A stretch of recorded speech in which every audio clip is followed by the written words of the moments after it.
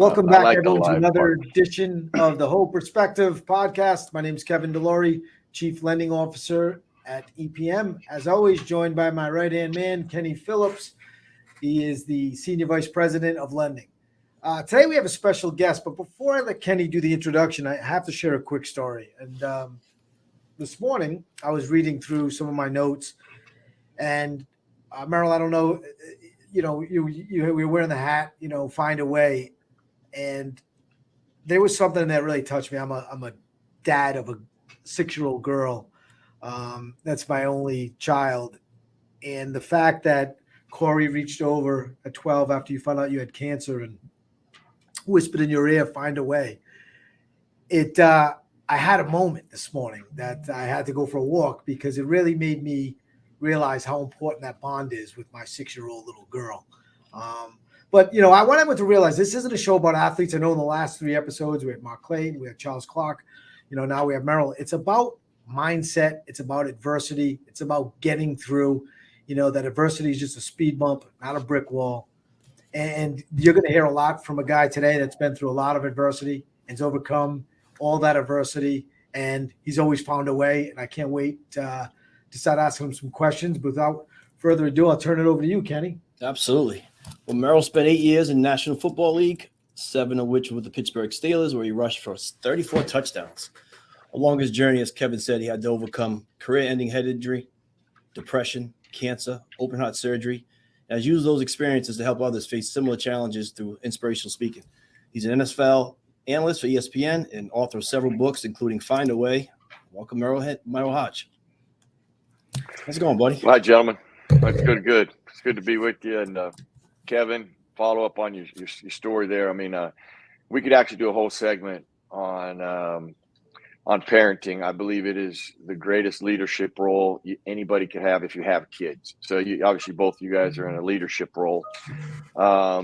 Regardless of all the people that are under you, you work with or part of your team, if you have kids, that's your greatest leadership role. It's how you, and I think that maybe one of the most important aspects of leadership, because I think obviously the way I view parenting to be a leader is that that modeling is the greatest display of leadership. You can stand and pontificate in front of your group, in front of your team, but if you don't execute those things, what they see you do is going to impact them a lot more than what they hear. The hearing is going to be important, but the combination, when it matches, wow, does that make a difference? And when I say that, the first guy I think about is Chuck Noll.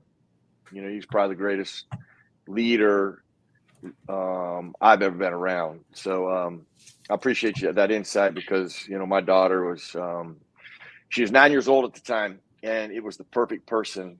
When you get diagnosed with cancer, I tell people that 2 things overcame me. Well, in fact, overwhelmed me with chemotherapy and dying. And I was so caught up. And it's not the dark day of diagnosis. It's the dark days. There's not just one. It's the one, that's that first one. And then there's many to come. And she really painted a different perspective. She challenged me, if you will, and she reversed it on me because Find a Way has been a parenting tool I've used on them. And she did it on me. And it was the perfect thing for me. So I appreciate you sharing that. And then that relationship you have with your daughter. We could do a whole actual podcast on that, on parenting, and specifically the male role to the female role in a home. It's just like in the female role to the male role. It's such an important role from family perspective. But anyway, I'm done doing that. I just appreciate you having me, Kenny. Thank you, Kevin. Thank you, and look forward to the time I have with you. It's about overcoming adversity. It's about, it's in our industry right now. A lot of people are saying, the times are tough, the market's tough, and they want to get in their own head instead of just, I think, you said best, every day is another action. Just keep doing actions to overcome your issues. And I think a lot of people would rather, say, whoa, me. Oh, man, this market is tough. Well, it's tough for Kenny and I as well. Why are we, crushing all of our past records and setting new records? Because it's mindset. We come in every day, no matter what's going on in our lives, and I don't hope I'm not oversharing. Kenny's going through some personal, challenges with his parents, both with cancer. And, he comes in every day and he's got a team that he leads, and he's got to be here for them. So how do you got all this stuff going on in your personal life. You got to come in, you leave that aside, and you attack the day. And then to me, and I don't want to speak for you, Kenny, I would imagine that helps you deal with it because it gets you out of your mind, gets that out of your mind, dealing with that, that adversity. So I think, when you had said that, it really, find a way. And I'm hoping, Kenny, I hope this is probably going to be therapeutic for you. It's like finding a way every day to get through it, to put some action into place, to deal with it and cope with it. But, how does that interact, Kenny? Did you take away? I want to ask you something. What did you take away from I was just talking about Merril in there. What did you take away from some of reading about him and learning about him, reading about his book? Just curious. No, one of his quotes he had was, harness the adversity to overcome the obstacle, achieve goals, and focus, and take control of your life, basically. So, it's empowering to hear, someone who went through cancer, who's overcome it, to find strength, and using that to motivate himself and other people. So I appreciate the quote and spending time with us, Merril. But talk about that. I talk to my parents all the time about, fighting it, right? Not giving up. There's another way. If you could speak to that, honestly, like you said, Kevin, personally, it's timing's kind of crazy, but I appreciate you can mention something about focus. Yeah, Kenny, I don't know that I talk about this in my book enough. And I'm going to talk in this, and actually we could do a whole podcast on this. I think your role, Kenny, is maybe the most difficult, maybe more difficult than what your parents are dealing with, because the caregiver is often forgotten. B, it feels helpless and hopeless, because I know this, you would take the burden off your parents. Absolutely. Today. Okay, you'd walk that. When I was going back to my daughter and that experience, the one thing I would do every morning, I got up, I went to my closet, and I always had a prayer in the morning. And the thing that I gave thanks for was my kids did not have to bear this cross. That gave me so much peace and energy and hope, because they didn't have to do it, that I had to walk the plank, and to not have to deal with that as a parent. Because that's I can't speak on that, and I'm grateful I can't share the raw, unfiltered, desperate, hopeless feelings that come with that, which I know, Ken, you experience. And I think that talking to people that'll be listening to this that are part of the caregiving thing is to really recognize them and let them know how much they're appreciated. Kenny, I tell you this, I don't know what you're doing, but whatever you're doing, your mom and dad appreciate just seeing your face. Sometimes it's just listening to them that is powerful. Checking on them. I can't tell you how many times a call would come in, and then I remember a friend of mine called me and he said, I don't even know what to say. And I said, you know what? You don't have to say anything, just that you called me. I go, I appreciate that. And that made my day today. And that's what I needed. So caregivers are so vital in this battle, and they get forgotten. So I don't want you to feel forgotten. And your mom and dad may tell you, I may have told this, and if they didn't, it doesn't mean they don't care for you. They, what they're sitting in, the battle they're sitting in, what consumes the mind. I told you about chemotherapy and dying. That was overwhelming. Some people could never shake that.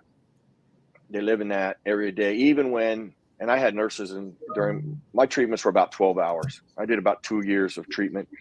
And these 12 hours, I'd hear nurses talk about different stories. And there was one particular story I'll never forget. This lady would come in every time, and she told nobody about her treatment. How she did this, I don't know how she pulled that off. She didn't tell her family. She was devastated by it. And she believed that she was not going to survive. I mean, she firmly believed it. It did not matter what the treatment was. She just went, it was doom and gloom, doom and gloom. She does end up passing on, but she ends up passing away later cancer-free.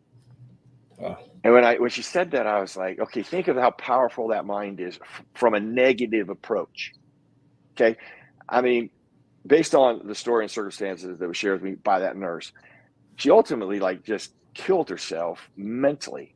There was no hope in her at all, no treatment, no nothing. And that was one of the days I came up with this,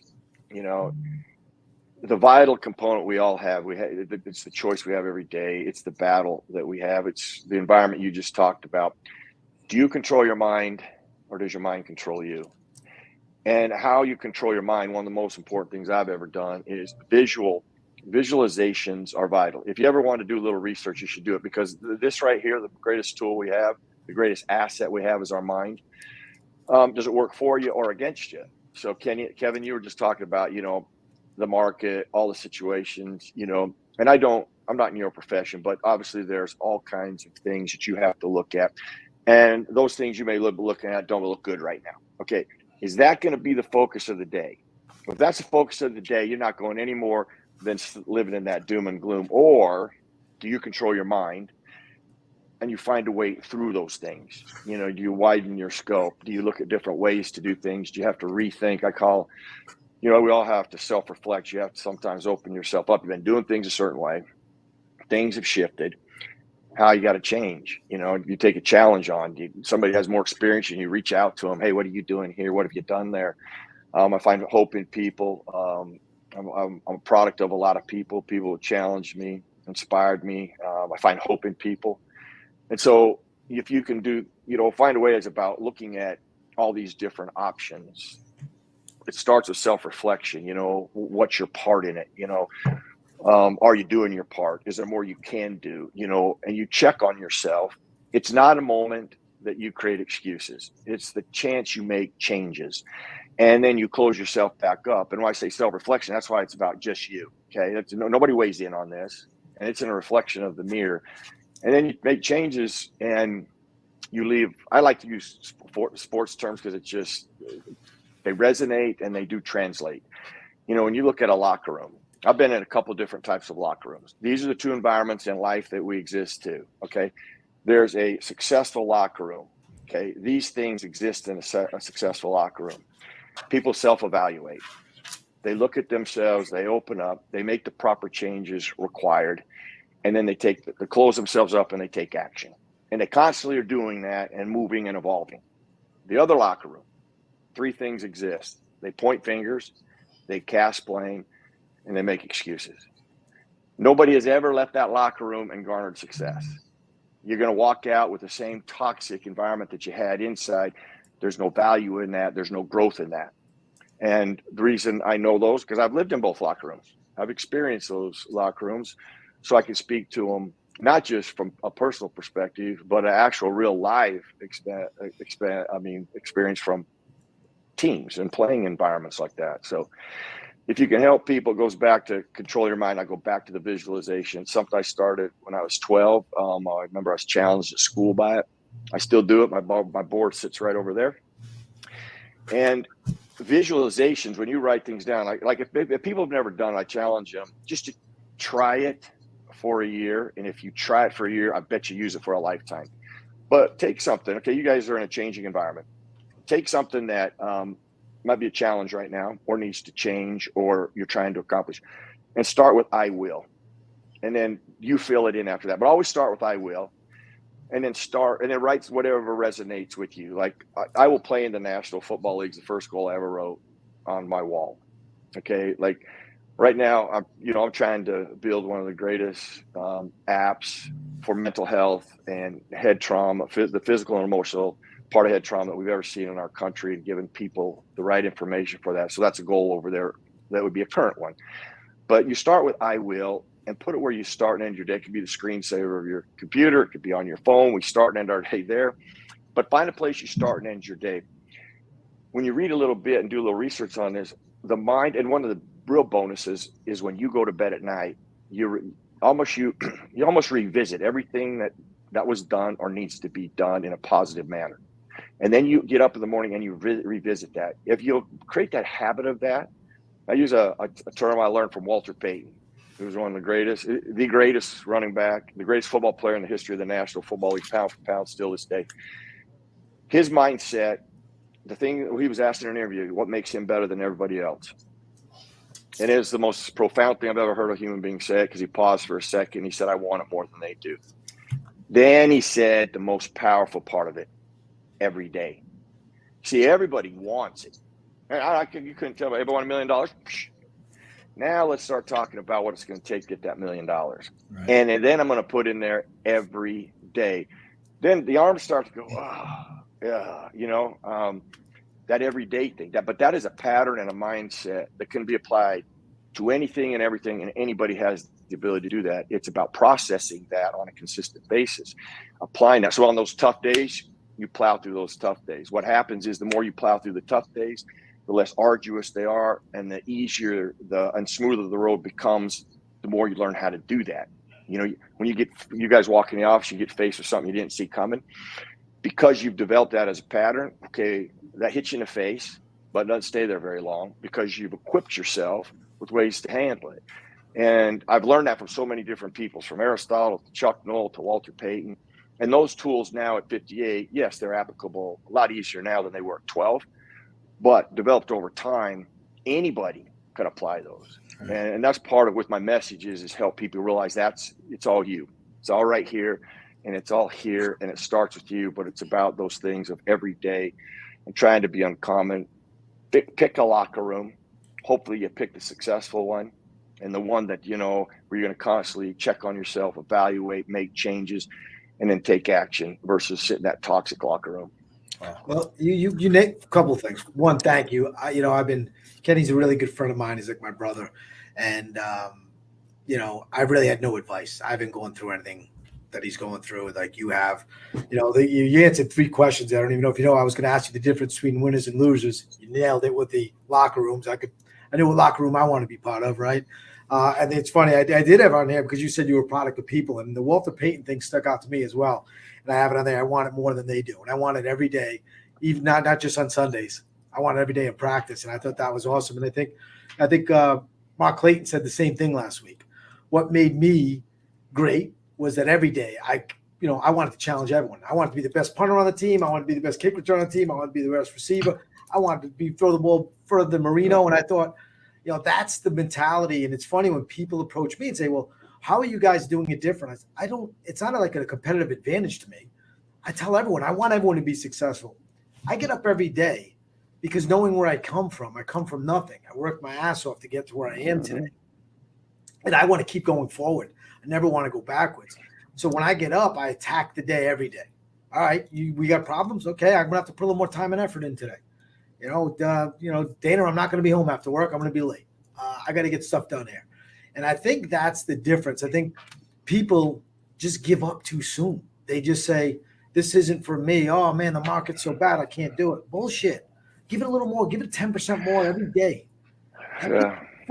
They never get to the finish line because they quit too soon because they don't have the guts or the courage to keep plowing through Well, yeah, Kevin, they surrender to the circumstances, and that's oftentimes. Well, listen, in sports, I always talk about: are you a 1st and 10 player? Or are you a 4th and 1 player? Because anybody can play 1st and 10. I don't know anybody that doesn't function well on 1st and 10, beginning of the game on the 20. Whether the play is good or bad. I mean, you come back to huddle, not a big deal. Second down. Yeah, second down, whatever second down is. 2nd to 5, 2nd to 10. Okay, it's 4th and 1 on the 1, and you're down by 4. Right.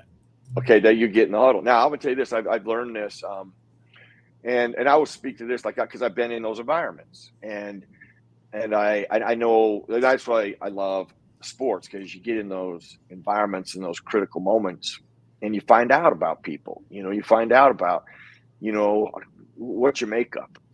What is your thought process? And I just, from, I shared the Walter Payton story, and the one I share when I'm speaking. I always share this one because I heard that on an interview process where he had just become the all-time leading rusher in the National Football League, and this is always said about him. I don't know if people know this about Walter Payton, but you'd always hear, okay, he's not the biggest, he's not the strongest, he's not the fastest.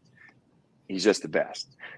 Now I'm a kid. I'm like, you're 15 years old and you're like, wait a minute, man. Everybody I play that's bigger, stronger, and faster than me is always better than me. How is that possible that this guy isn't the best of left? And that doesn't make sense to me.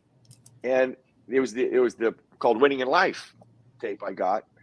And I didn't know there was an interview process. And the interview asked him, what makes you better than everybody else? And that's when he said, he goes, I want it more than they do. And he talked about in the off season when he runs that dirt hill, he goes, I want it more than they do Monday, Tuesday, Wednesday, Thursday, Friday, and Saturday. During the season when there's not 65,000 people in the stands on Monday, Tuesday, Wednesday, Thursday, Friday, and Saturday, I want it more than they did. And then Sunday at 1:00, when you see me, I want it more than they do. And, then it just all became, it made clarity. I was like, oh my gosh. Now, listen, that he had some unbelievable God-given skills. Okay.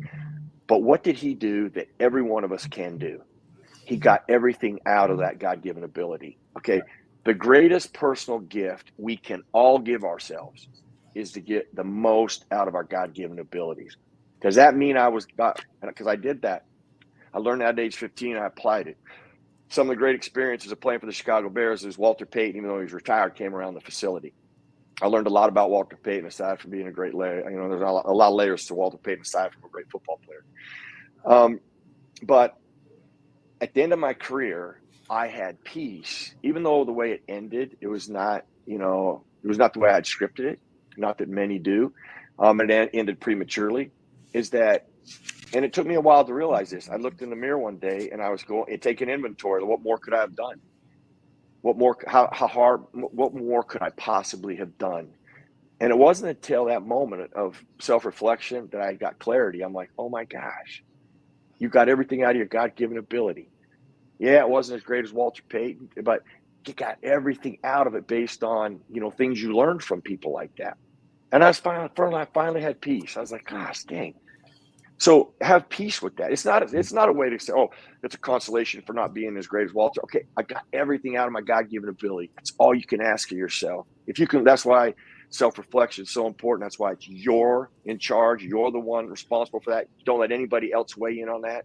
You can look in the mirror and only you can decide, because you can't lie to yourself. If you can say, I did my part, and have peace with that. And that gave me peace. I finally had peace with that. And I'm like, because I struggled with that because how my career ended. And I was like, well, I didn't come close to what Walter Payton I did. I didn't win the Super Bowl, which is all I played for. It's all I played for. I didn't play for anything else. That's all I played for. And I'm like, that's what I wrote. Teams win championships, not individuals. Wow. And I'm like, man, I did my part in and I finally had peace with that. I mean, I can't even tell you what, Joy, and since then, everything that I strive for, when I'm done, at the end of that goal, journey, change, and I'm like, did you do your part? And I'm like, yeah, you know what? I did it. I did everything I could within the scope of what I had at that time, which you have to be fair with yourself. God, I did my part. And I say, tell people, help them with that. Like, have peace with that.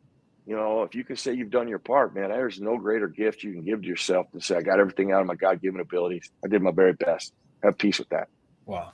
I got a question for you. And you talk about in one of your videos, we always talk here about being, the difference between good and great, differentiators. And you had, referenced Chuck Noll earlier. And you had a story about Chuck Noll when you first went to Pittsburgh. And the message was, be uncommon. Can you tell that story about play and practice? I think it's very inspirational. Yeah. It means a lot to anyone who's, first of all, young or in business who are looking for that success. Yep, and this will be the difference, and it can be the difference between you and somebody else, your company and others, your competitor, whoever you're competing against. We're in practice one day. Now, one thing about the National Football League that exists now, same thing. On dress rehearsal practice, which is usually a Friday if you're playing Sunday, don't make mistakes. I had seen people on dress rehearsal make mistakes mentally, and usually they're mentally. They're not physically, they're mentally. You make a mental error. And you get called out on that. A coach stops the play in the middle of the play. Then a white van comes over. You get escorted off the field, and you go away in the white van, and you never see that player again. You're like, okay, you better know what you're doing when you step in the huddle, because I remember thinking, I never want to go away in the white van. The white van is not good. Well, because we had one of our running backs do that about week 2. They escorted him out the field. I see the white van go away, and I never saw him again. And I was like, wow, I mean, they don't mess around here. They don't mess around. So it's Friday practice before my first game I'm ever going to play in the National Football League. We're playing the 49ers. They had just won the Super Bowl. They're supposed to win it again. Joe Montana, Jerry Rice coming to town. We're a young team. That's our measuring stick. And the coaches have talked about that. We're going to find out how good we are. So I get in the huddle. Quarterback calls a pass play. I know what I got to do right away. My assignment is going to be a linebacker if he blitzes. If he doesn't, then I get to run a route. Hopefully the quarterback throws it to me. Our quarterback was Bubby Brister. Bubby gets under center, snaps the ball, drops back. My linebacker drops. I run a flat route. He throws the ball the other side of the field to John Stallworth. John Stallworth I played with on his last year of his career. He catches the ball. He's in the middle of running. Whistle blows. Now, I've been in Pittsburgh about 4 months. I don't know everything. I just know one thing. Chuck Noll, who won 4 Super Bowls in 5 years and the only coach to ever do that, one of the greatest in NFL history, never stops a play and asks you what you're doing if you're doing right. This is how it starts before you go to the white van. This is exactly how it starts. So I'm like, oh my gosh, I'm thinking that linebacker had blitzed. And if he's standing by the linebacker, our quarterback, I'm going away in the white van. But he was in coverage. I'd run the right route. But the ball was on the other side of the field. So I was just standing there doing nothing. So I said, well, nothing. He said, that's a problem. He said, I didn't keep you on this team to be a common football player. He said, I can get anybody we just cut, bring him back here and do what you just did. I'm going to do you one better. You and I are going to walk out on the field on Sunday. I'm going to let you pick somebody out of the stands and do what you just did. I didn't keep you on this team to be common. Be uncommon. Go help your buddy. How do you know he doesn't get hit, fumble, you could recover for us? You can't do that by standing there doing nothing. Better yet, he breaks a tackle, you make a key block, we score a touchdown. Be uncommon, Merril. I'm going to rewind, go back to the huddle. Before I leave that huddle, if you asked me, are you doing everything in your profession and your crafting for the team? I'd have told you yes. I played hard and I was prepared. What more was there? That challenge on that day widened my scope. There was a lot more I could be doing for my craft, a lot more I could be doing for my profession, and a lot more I could be doing for the team that I didn't even see. That challenge alone took me from making a team to being a starter for nearly a decade. That I completely changed how I approached my profession. I became uncommon. My scope widened. There was more I could do. I did it. I developed that pattern like Walter every day. He went into a dissertation. Sometimes I don't share this part of the story. He said that they won the Super Bowl. They're coming in here to play us on Sunday. You know what the difference is from them and us? Being uncommon. They do more uncommon things than we do. That's how we become great. This league is this close. And it's true. I remember, I know teams we played that were 0-11. The New England Patriots came in 0-10. We won on a goal line stand. We won on a goal line stand. We're walking off the field, and we're like, how in the world are they 0-10? That's the hardest team we played all year. So that's the NFL. And being uncommon is about looking at your profession and your craft and even your life. Is there more? Is there better ways? Is there more I can be doing for my craft and my profession? Is there more I can be doing for the team? And constantly widening that scope, going back to moments of self-reflection. And I remember I got to my locker, and I sat down. I was grateful I didn't get cut, quite honestly. That was my biggest thought process. But then it kind of hit me. I'm like, wow. He didn't say, hey, Merril, I need you to be 6'3". I need you to be 245. I need you to run a 4.4. He asked me to do more for my team and in my craft, which that challenge right there changes me. And I've never forgot that. So sometimes when, you get in ruts, okay, the economy and where it is, okay, those are in some our history has had these things come and go before, but you can get caught in this rut. Sometimes you got to sit back and open your scope and go, okay, what more could I be doing, or should I be doing? Check on yourself and find out those things and look for that uncommon way. And if you that's where I talk about how we grow. That's the only way we can grow. You get so caught up in a cocoon, and you're in the blender, you don't get outside that blender, you get caught in it. And being able to do that and challenge myself, and I can't tell how many times that's helped me, but that challenge alone changed my career. It's changed my life. I've applied it to every aspect of my life. And I constantly use that and encourage people to try to use it too. Think of being uncommon, think of different ways, and open your mind so that you can better yourself, whether it's personally or professionally. I mean, if anyone's listening, they I'm not fired up. I mean, I'm kind of shaking in my chair because I want to go do more than I did yesterday. We're doing really well. And it's, this is coming from a guy who had the longest streak when he had to retire. Before Damar Hamlin, there was Merril Hoge, who had to be resuscitated after a concussion. He has overcome cancer. He's overcome open heart surgery. He almost lost his hand when he was a kid. All of these obstacles, he could say, "Whoa, me." Talk about mental health and just keep plowing through. And I'm sure there was days where you sat there and like, "What do I do next?" But something, I don't want you guys to think of that. I want you to listen to everything he's saying right now. And these are the difference. These are the differences between winners, losers, and people that come out the other side. I mean, there's going to be obstacles. It's what you do the next day. And that's all I'm hearing from you is, it's just give a little more, do a little more, do something different. If the things that you're doing today don't work, try something different tomorrow, but don't quit on yourself and just keep pushing. Yeah. And the reason that you resonated with me in the beginning is, I was reading some of your stuff on LinkedIn, and I had a brother who had mental health issues and committed suicide about a year and a half ago. And, I beat myself up over it, right? What could I have done different? Could I have done more? Could I have helped him more? I did all I could. He just couldn't see the light at the end of the tunnel. And, but I think it starts with a longer than, people like to say that it's a light at the end of the tunnel, but I think it's more than that. It's that first step. It's that first day that leads him down that dark road. That's when, maybe I could have intervened, or someone else could have said, "Hey, look at the bright side." But, I don't second guess myself that, but I think if you, like you're Kevin, saying, let me help you with the mental health perspective and that struggle with, I've had people in my life. My uncle killed himself, committed suicide. I've had a few people, in my environment have done that. Okay, I've lived it. I've been in that dark days of depression after my career ended, where I had no purpose, no hope, and I had no value. And it was some dark days on a couch. I was helping actually the government in a mental health program for our military. It's what I'm doing with a hospital in Pittsburgh right now. See, there's the physical trauma, head trauma, and then there's the emotional. Emotional is much more of a concern and an issue than the physical, but the physical gets talked about a lot. Here's the struggle or the challenge. I mean, I'm thinking of the proper word. I guess the struggle with the mental health aspect to relieve you of your burden. Okay. That's one state when I was on that couch in those dark days. Every time I got up, when I talk about pointing fingers, casting blame, making excuses, toxic. Okay. That's where I learned it. I learned it on that couch on that day. I lost my career I lost my end of my career in the middle of a season. I have no purpose. I have no value. I have nothing.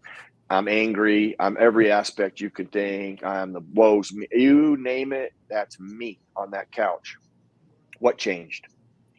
I had people like Lynn Swan reaching out to me. I had people, Roger Staubach reaching out to me. I had, you name it, reaching out to me. Did nothing for me. What changed was one day I was laying on a couch taking inventory, pointing fingers, casting blame. How could the doctor do that? How could this be me? I got absolutely nothing. I got no future. And it hit me. There was a little spark that hit me. And I realized I needed to take ownership, that I needed to get up off this couch and Kevin, you actually said it, that first step, return that call or make a call.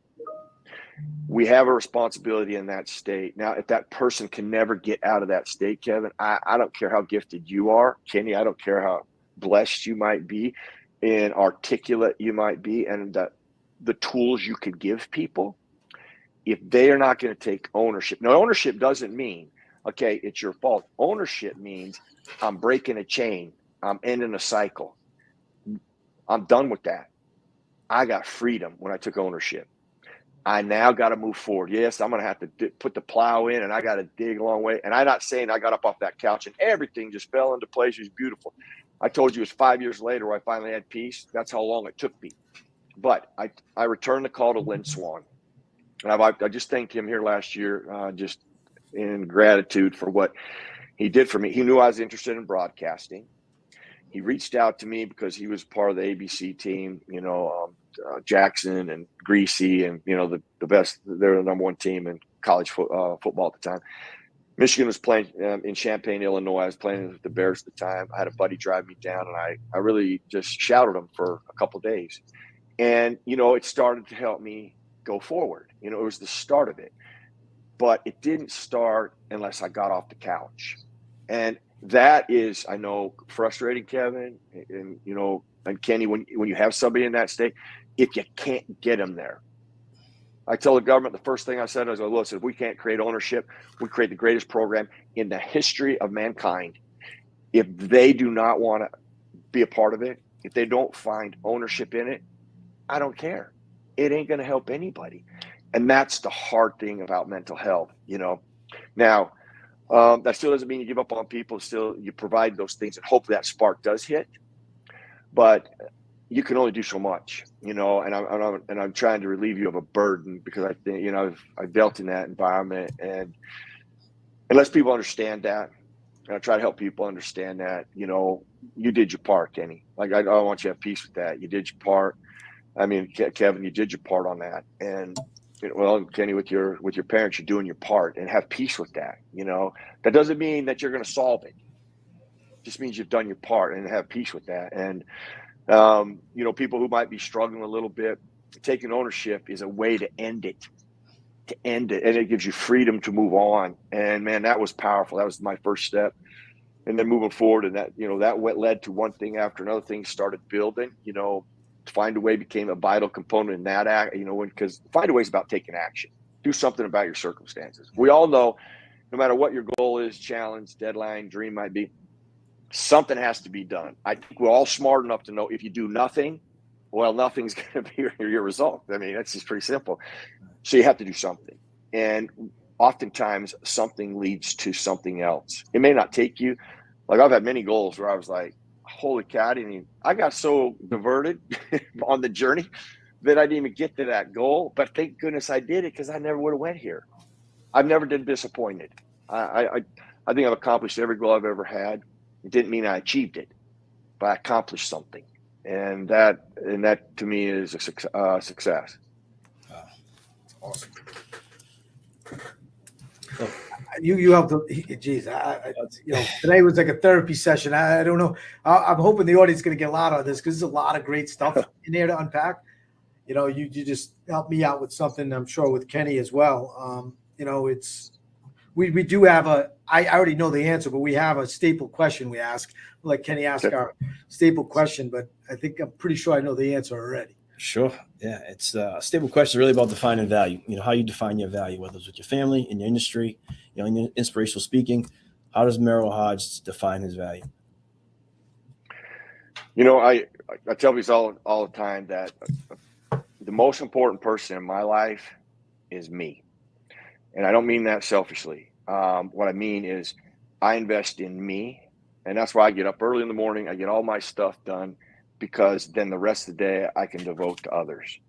And if I don't take care of me, then I'm just not going to be good enough for other people. And once I have done that and accomplished that, then I can give great value. I use the airplane thing because it is true. Like the reason they put oxygen on yourself first is because without oxygen, you're dead. How much help can you be? That's why if you don't do it first, then hard to help people, hard to serve others. And that's why I put all, and now when I say that investment, I mean, I devote an hour and a half to me. Okay. And that's why I get it done before my kids got up for their day, or I've got to get engaged in things, take care of me. And then I'm so much better for everybody else. It doesn't mean I'm selfish, but I have a priority, and I know the value in that priority, and it gives greater value to others that I'm a part of and I'm going to serve. Wow, that's awesome. I would tell anyone that's any company, any one of our, competitors that are struggling and looking for a way to motivate their team, go to merrilhoge.com. I would book this guy for my next speaking engagement, because if you can't get your team excited after listening to him, then you got the wrong team. He's the guy I want in my locker room. So I would tell everyone, check out, the book, Find a Way. Definitely check out the website. If you need help, I would 100% I'd book Merril to be speaking to my team, because a lot of the teams are asking us, what are you guys doing? It's everything he's telling you. Maybe it will mean more coming from someone that's been down that road and is, high profile, because what he's saying is the truth. So I would get in front of this guy and definitely check out his website and book him. And I already have someone in mind right now for a conference we're going to, and I'm saying, this is what they need to hear. This is the real stuff they need to hear. But thanks again, Merril. Well, I appreciate that. One other thing, I love you, Big Ties, and I do think you're 100% right on Johnny Manziel. And there's a guy that didn't take any ownership, and that's why he is where he is. So that's sad. The sad but true. Yeah. The kid had some talent. Like I tell you, in life you can either build a life of resiliency or a life of regret. And that's a choice. And I'd rather build a life of resiliency. Absolutely. Yeah. I tell you, we started the show off talking about kids, and I'll share a quick story with you before I let you go. So I had I told someone this is the best day of my life. From not even giving birth. My daughter, my wife gives birth to my daughter. It's my first child. I love it. It lights up my life. Yeah. But it's still a baby. There's no really interaction. I hold her, she cries. Here she is, 6 years old. Now she's a competitive cheerleader. Oh, wow. And this weekend we had her banquet, and she wants a real trophy. They all get these little flags with the names on, but she wants the trophy. This place doesn't believe in participation trophies. Only 3 for every 12 girls on the team. So I'm looking at this little girl, and the first 2 awards come. She doesn't win. Most improved and team spirit or something like that. She doesn't win. I'm looking at my wife saying, oh, man, this is going to be a tough ride home. We have to deal with this because now she has emotion. She has her own personality. She can speak, unlike the day she was born, which some days I wish she was back there when she's giving us a tough time. But it comes up for MVP. And I said, Dana, I don't think she's going to get it. She could be tough sometimes, but we're going to have to deal with this. They say her name, Brooklyn Delory, and she lights up. She runs to the thing. And I have never been so proud and so happy, more happy than the day she was born. And people are like, what's wrong with you? I'm like, because now I see a person that has dreams that I can help through, that achieves things. Yeah. And I want that for her every time. But I would have been just as happy if she didn't win. I would have been able to console her. That probably would have been the greatest day of my life, of getting her through that trauma of not winning. We were lucky. No doubt. Side, right? And that good locker. And I would have had the locker room the same way, supporting her, telling her what she could have done better. But we started it off with talking about kids. I wanted to end it with that because people the other day when I was saying the story, like, what's wrong with you? The day she was born wasn't the best. I'm like, it was an amazing day. But now I have a human I'm responsible for, one that has emotions, that can talk to me and tell me what she's feeling. And she won, and she was able to explain to me how great it was. So completely agree, Kevin. Yeah, and so that's why when I was reading that about Corey this morning, I got really emotional about it, and it was I called Jenna and I said, "Geez, I just had to go for a walk for a minute." It really hit me that she took something that you believed in, so you taught her so well that Find a Way resonated with her. That in your darkest time, she was your coach. Because you were a great coach. To her. So, I tell you, it was the greatest 9-year-old challenge I've ever had in my life. She was 9, and she was the perfect person. She's a perfect person. Well, thanks again. Well, thank you, guys. Yeah. I appreciate it. Penny and I'll tell you that. I appreciate it. Absolutely. We're good. I hope our